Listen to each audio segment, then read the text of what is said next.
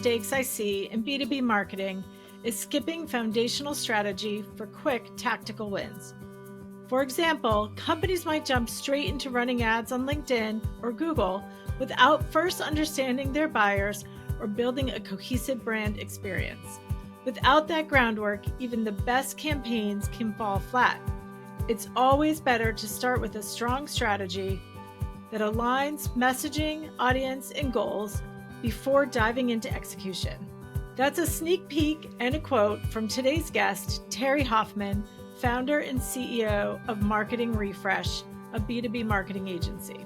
Welcome to Revenue Boost, a marketing podcast, where business leaders come for actionable strategies to drive revenue growth. I'm your host, Kerry Curran, and with over 20 years of marketing agency experience driving client business growth, I now run RBMA, Revenue-Based Marketing Advisors, where we help businesses like yours effectively scale revenue growth. Visit revenuebasedmarketing.com or connect with me on LinkedIn today.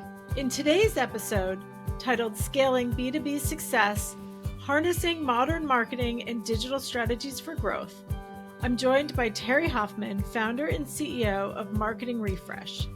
Terri is a seasoned expert with nearly 3 decades of marketing experience. From her early career in professional sports to leading a firm that empowers industrial B2B companies, Terri has seen firsthand how modern marketing can transform businesses. Terri and I discuss how foundational elements like solid brand identity, effective CRM integration, and tailored digital strategies can help B2B brands scale successfully. Terri shares insights into avoiding common pitfalls, leveraging modern marketing tools, and aligning marketing with broader business goals to drive sustainable growth. So whether you're grappling with long buying cycles, uncertain budget allocations, or a need for scalable solutions, this episode is packed with actionable advice to help you position your brand for long-term success in today's competitive B2B landscape. Let's go.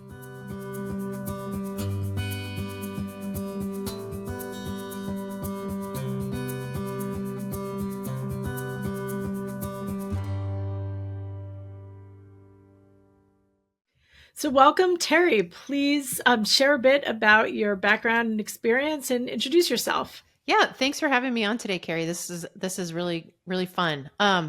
So I'm nearly approaching 30 years in the marketing industry, which is like it's a great feeling to say that, and also not a great feeling to realize that I've reached this age. But I started out my career actually working in professional sports. So I was really lucky. I had played college basketball and kind of dreamed of working for a professional basketball team one day. So I actually did not start in the marketing field. I worked for the Houston Rockets, and then I worked for the Houston Comets.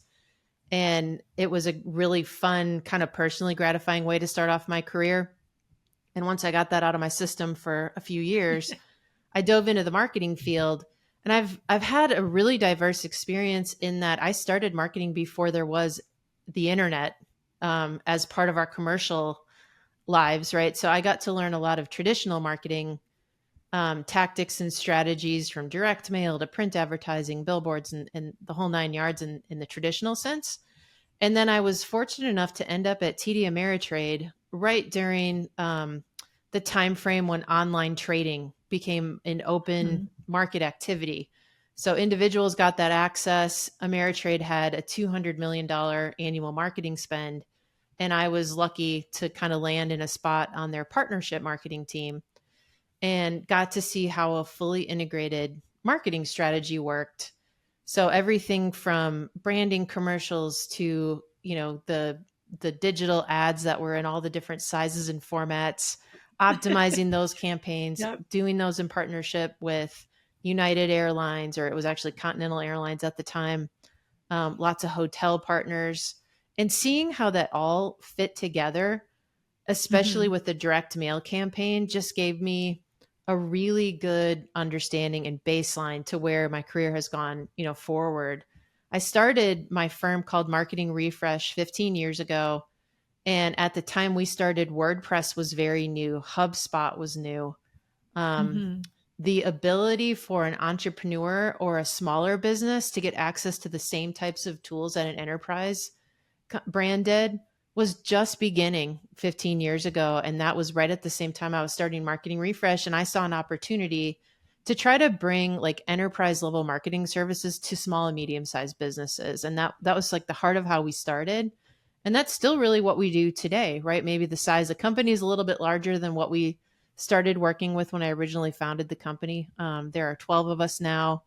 And our whole mission is to show B2B brands in the industrial fields that they can get a return on their marketing investment. Marketing is not just about, how many boxes of donuts I dropped off and how many golf tournaments we sponsor this year. Those things are important to building relationships, but that shouldn't be the only things that you categorize under your marketing spend anymore.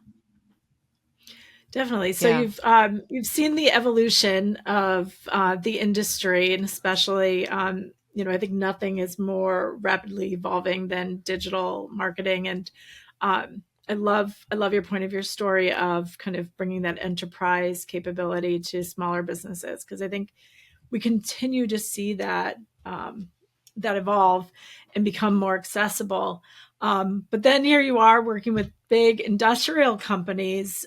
So thinking about knowing that the buying cycle for B2B is usually very long, talk a bit about kind of what do your clients ask you when they call you, and or what are their needs when they reach out to you and say we need to partner with an agency? What are kind of the trends there? Yeah, I would, it's usually a couple of different things. One is they've got some main foundational pieces already figured out in their digital marketing program, and they want to add something more specialized.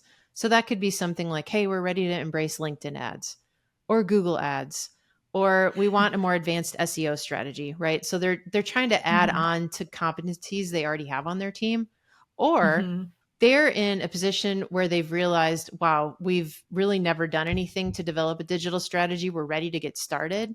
And we don't really know where to begin. We don't know how much we should be budgeting. We're not sure how to allocate that budget. We're not really sure if there's systems we need in place. We're not sure how to hold this team accountable. And a lot of times they've just gotten an investment, right? They've got a PE firm backing them who's just made an investment in them. They might have a board who's overseeing things. They maybe just hired a new CFO. And so now there's this need for accountability and measurables that actually show what is happening with those marketing dollars and how marketing is supporting revenue growth. So it's really interesting that they kind of call you with a tactical challenge. Like they have an idea of, okay, I need to start doing ads or like you said, LinkedIn, but to your point, it gets much further or deeper than that. So how are you how do you help them really identify that, okay, you need to take a step back and do more than just start buying ads on LinkedIn? Talk about that, kind of how you get through that discovery process and get them to buy into a larger strategy. Yeah, I'm sure at the beginning of building a relationship, I probably drive people crazy because I ask a ton of questions, right? But the reason I'm asking a lot of questions and that's so important to me is because I really want to we really care about helping people spend their money the right way. And we really care about making sure they're going to get the most out of their investment. And so we really want to understand who their buyers are, right? Like who is your buyer? How complex is the buying decision for you? Do you have, 5 or 6 stakeholders who are part of a decision-making team who are part of this process? And really understanding the differing needs that each one of those groups and stakeholders has is very important. Really understanding what their competitors are doing, because in the absence of that competitor information, you don't have any idea if the brand you're talking to is far ahead, if they're way behind, and then even just slicing it down in a more detailed way, maybe there's parts they are way ahead or there's parts they're way behind. And you have to dissect what's going on in that competitive landscape to really help them determine the proper starting point. And then there's just some marketing fundamentals, like what is your brand experience like? Do you have the right message in place? Do you have the right visual representation of your brand in place? Is it going to resonate and really help your company come across as a modern, thriving, innovative, brand, if that is in alignment with what your brand actually is. You just want to make sure they've got all of those fundamentals in place first before they start diving into things that are tactical. You could spend a lot of money on ads, and if you don't have that Mhm. right foundation in place, that could just be money you're throwing out the window, unfortunately. And Yeah, no, that's a yeah. really valid point. Yeah. Hmm. And do you find too that, so it sounds like you're helping them very at a very foundational level, Hmm. taking it back to just brand identity, brand strategy, and target audience kind of fundamentals? Right. Yeah. We follow a lot of the HubSpot Hmm. foundations here in this regard. And so there's a process that they call the buyer's journey, and putting Hmm. together the mapping about how the Yeah. different target customer profiles that you're going after, what motivates them, what drives them, what challenges are they facing, what's triggering them to take action. And it's more than just the things they're dealing with in their day-to-day job life. It's like, what are the emotional Hmm. pains that they have, right? Right. Like maybe they're Yeah. under pressure from their CFO or their operations because they've got people that need to stay on two shifts in the facility, and they've got to hit a certain revenue mark, right? And that's a lot of pressure. So there's a variety Hmm. of pieces of information that we're trying to get and gather at the front end to really help them put the right strategy and message together so that their tactics are well thought out and prioritized when they're ready to go out to the market. Hmm. And so, do you pull in with that buyer's journey? Are you talking to their field sales agents and kind of getting a better kind of qualitative Hmm. take on what they're looking for as well? Yeah, that's a really good question. I think it's got to be a combination of qualitative information and quantitative. So, Hmm. fortunately, because we're in the field of digital marketing, there are too many tools at this point, but we've got, our preferred tool set that we use to do research. So we can Hmm. see, your site, your competitor's site, how often is it getting visited? What keywords are you ranking for? Are you Hmm. running ads? Are your competitors running ads? We can pull data until the cows come home, and we've got that. But talking to people and maybe picking a Yeah. selection of 3 or 4 people from each of those buyer audience segments that we can Hmm. interview and just verify that what they're saying they're struggling with matches what our client or the brand thinks. And it also matches along with what we can see the competitors emphasizing and prioritizing in their brand message. This episode of Revenue Boost, a marketing podcast, is brought to you by Kriglu. Want to boost customer acquisition while saving time and money? Meet Kriglu, an AI-powered omni-channel bid management platform designed to optimize your ad spend. Kriglu intelligently adjusts bids across channels, ensuring your ads reach the right audience at the lowest cost. Plus, with its automation, you'll free up valuable time to focus on your business. The result? Efficient, cost-effective growth, all while maximizing your marketing budget. Ready to scale smarter and faster? Visit Kriglu.com, Crigloo.com, and start saving today. Now, it's so important, and to, again, to go have that real, that messaging, that narrative that's really going to resonate, and kind of then bringing that into the strategy. Yep. So from there, you said sometimes you need to do the basics like updating website content, right? Yeah, for sure. So websites are, I think, in the field of marketing, one of the most challenging projects you can take on because it combines Hmm. every skill set. So you've got to have the overall strategy set, like what pages do we Yeah. need to have? How do we organize it? What does the user experience look like? What are the calls to action that we clearly need to ask people so that they're not, overwhelmed with pop-up windows and different buttons and all these different colors. Yeah. We want to have like a very clear user experience that we've mapped out. And then you've got to have somebody who helps you come up with the design that matches the company Yeah. branding that's very simple and elegant and modern. You've got to have the right message. You've got to have the right platform that you're building that on, whether that's HubSpot or WordPress or one of those are probably the two most popular B2B platforms for very good Yeah. reason. They need to be Hmm. fast. It needs to be high performing. You've got to have the right on-site SEO strategy in place. So I kind of outline all of those because I think something that I see a lot of companies in this space do is they know what they know about buying a website. And most of the time you think about the design, right? You think, well, I want Right. this to look good. I'm going to hire a designer. Not a Hmm. bad idea, but make sure you've got those other skill sets filled and that you've got a fully comprehensive um, Hmm. solution put together so that you've got the right foundation in place that you can build from. A a Yeah. five And that your page content strategy, yeah, Yeah, aligns with exactly. SEO. And yeah. Yeah, And it's robust. I'm sure you've seen that same thing because it we'll come in and audit websites like that all the time and say, wow, the platform you're on is very outdated. Unfortunately, it can be WordPress and the Yeah. team implementing WordPress. The WordPress solution is only going to be as good as the team who implemented it. And Yeah. we see Yeah. HubSpot implemented incorrectly. We see WordPress implemented incorrectly all the Hmm. time. It's not the Yeah. platform.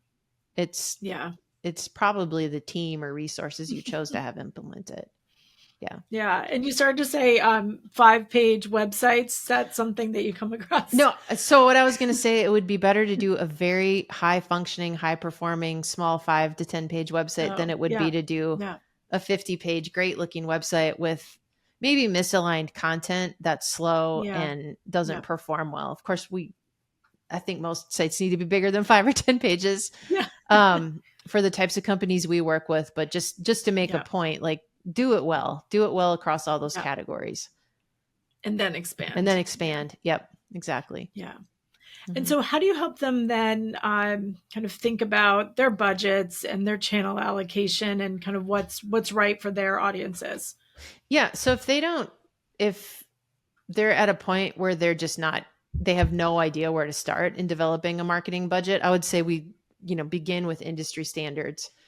And there's multiple sources that are reliable that basically publish that you should be budgeting between 3 and 8% of your revenue for your marketing Hmm. budget.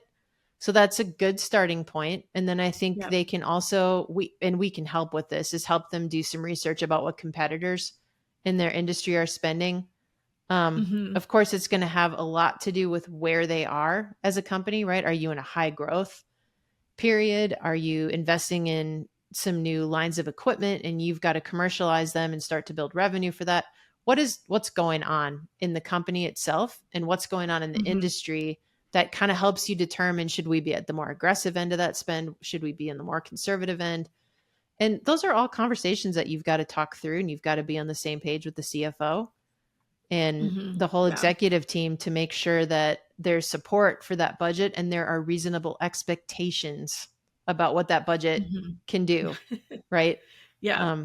That's Yeah. where I think the relationship between marketing and the rest of the organization falls apart a lot, is there are maybe misaligned expectations and false expectations about, and sometimes marketing is the one building those false expectations, unfortunately, Yeah. right? Yeah.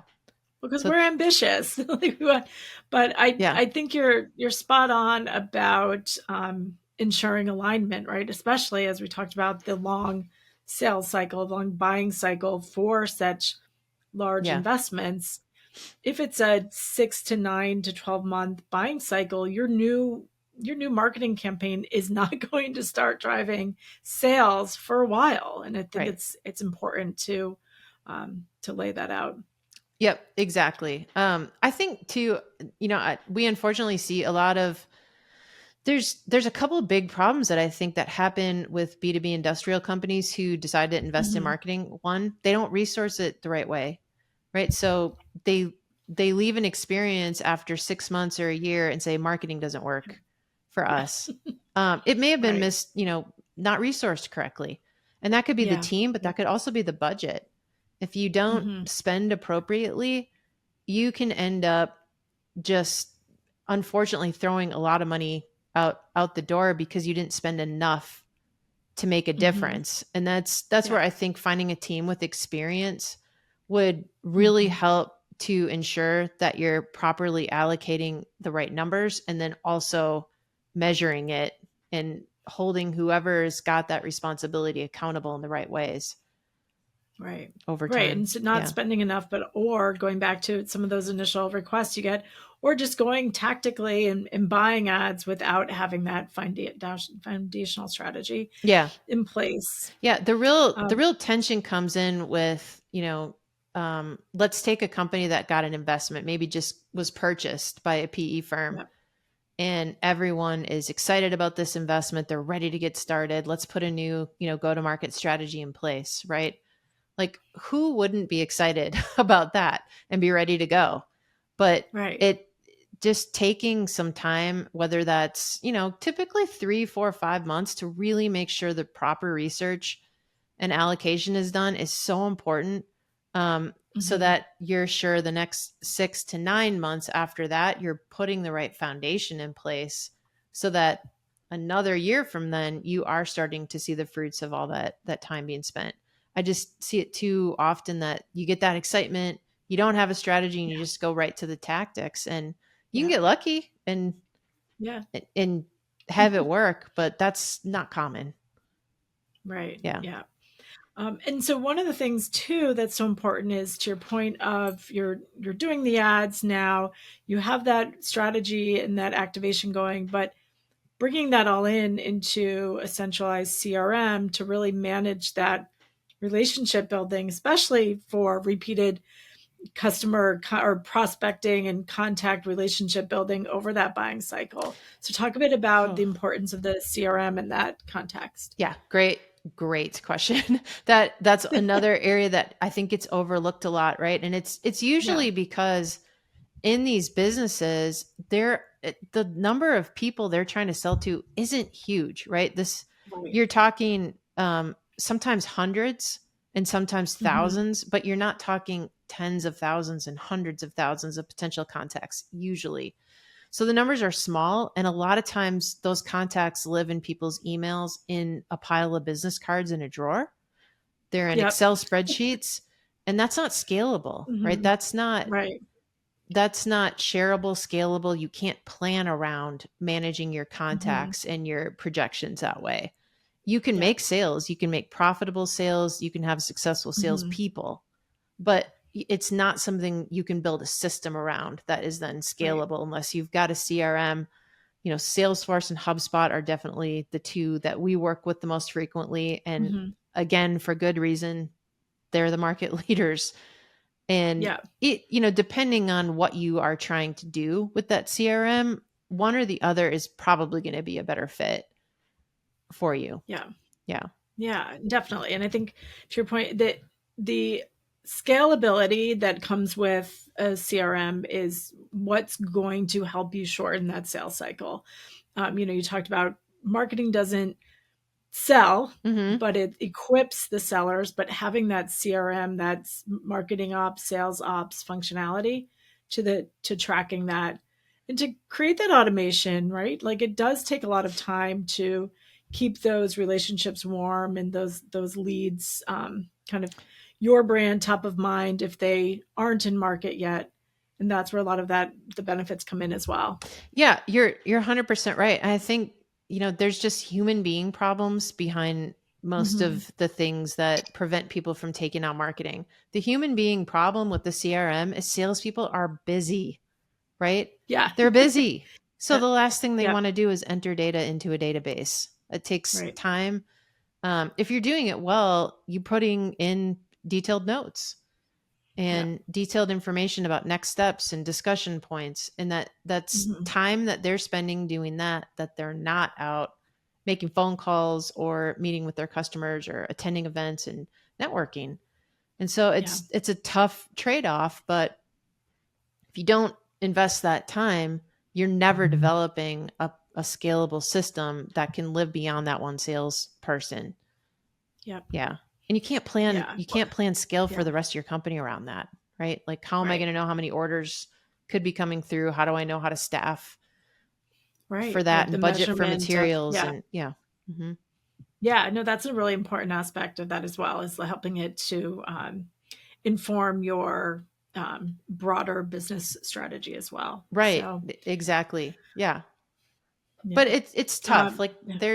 I have not met a salesperson yet who loves the CRM system, no matter. And the best salespeople are going to Yeah. complain about it the most because Yeah. it's taking But them the out good of what news they is, do. yeah, Yeah. the good news is there's so many, like HubSpot, I know has these AI tools that they've launched. There's the thanks to AI, it will kind of take a lot of the busy work off Mm-hmm. of it. You can now record your phone calls, your notes are automatically entered and tracked, and your meetings can be set up for you. The follow-up emails. But I hear you. Like I know when I was my last sales team I was managing hated putting in the notes, be like, we need to know the progression there. So it definitely Yeah, is a barrier, but a needed opportunity. absolutely. It's not having it. The underperforming salespeople can hide a lot of their underperformance, right? If they don't Hmm. have to log Good it. point. The high performing Yeah. salespeople, it's taking them out of what they're doing, and Right. that's driving revenue for your company. But Yeah. it's important to just have that baseline. Yeah, and Hmm. inbound, the HubSpot event, just they announced so many enhancements to Yeah. HubSpot that are really exciting, including intent data.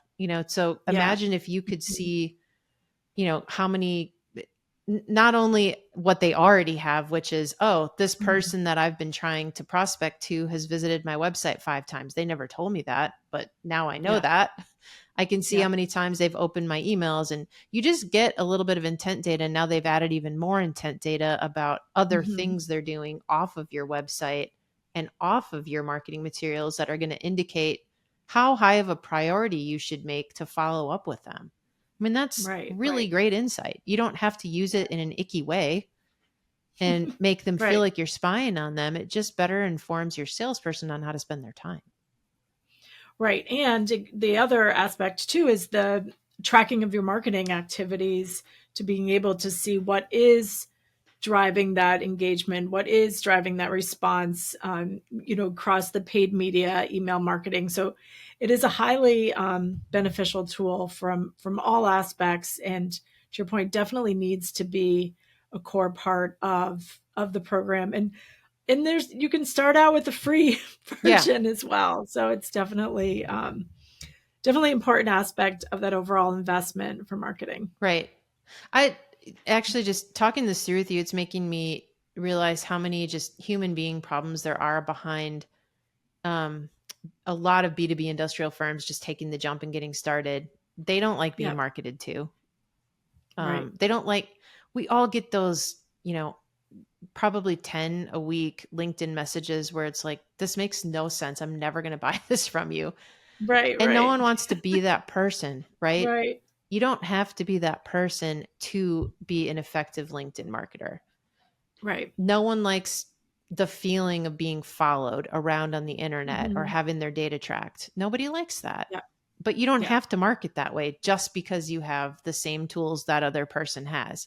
You can do it in a Right. professional and very high quality way and just be smarter about how you're using your time and resources. Yeah.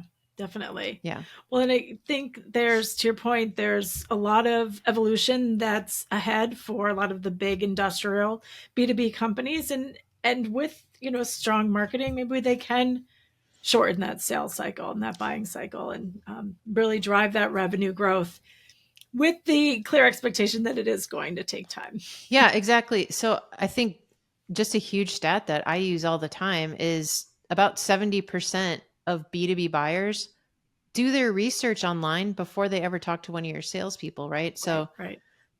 that could mean they're going to YouTube to look for Yeah. video content to help them learn about your equipment or um, whatever issue they're having in their operation that they're trying to solve. They could be searching Google. They could now be Hmm. searching any of the millions of AI chatbot tools that are Right. out there. Right. There's so many ways people are looking for information. They go on LinkedIn and post a question. They're searching Yeah. on Reddit, right? Have your Hmm. brand Hmm. show up so you become part of the conversation when companies are doing that research and buyers are doing research, because they're not going to stop doing research even after they've made that short list of the one or two vendors they're going to get quotes from Yeah. or get bids from. They're still continuing to do it even after that. And marketing Yeah. can really help set up that salesperson to have resources and content support that they need when they're in the middle of the Hmm. sales process. Yeah. Yeah. And to shorten Make it that. easier on them. Again, Yeah. improving the connections and touch points. Yeah. Yeah. Well, definitely. Well, Terri, thank you so much. So much good information here. Thank you for joining us and sharing all of your insight today. So Yeah, thank you're you. welcome. Thanks for having me, Kerry. I appreciate it. I hope you enjoyed this episode of Revenue Boost, a marketing podcast. We have more valuable content coming up, so be sure to subscribe to Revenue Boost, a marketing podcast, so you don't miss out.